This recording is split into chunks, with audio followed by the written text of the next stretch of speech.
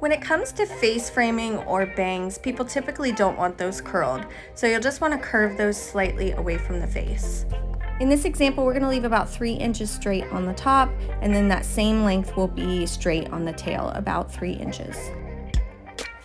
With beach waves, you want to go every other way so that it falls in a natural pattern. We're going to show you in slow motion the first release type. We just open up the clamp and let the hair fall. And that one is going to give a longer hold, but also more strong curl pattern.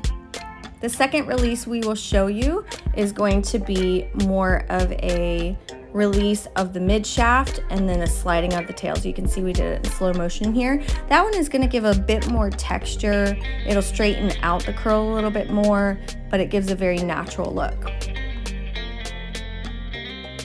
You'll see here I have the comb in my hand so that I can release any tangles from the tail.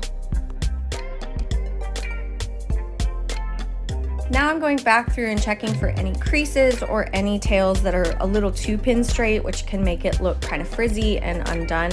So just giving a slight curve to it without taking out the straightness.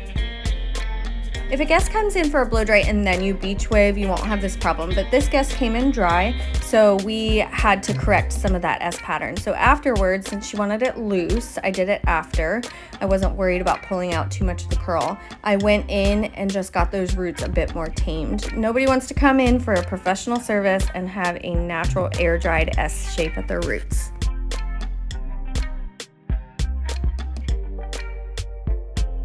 If a guest is more worried about hold and they want it to last a long time, we don't recommend combing it out. But if they're like, no, I don't want to leave them in, I want to comb them out, we will typically comb them with a wide tooth comb once it's cooled. And then as you can see, anywhere I want a little more fluff or volume, I just do a slight push up with my comb.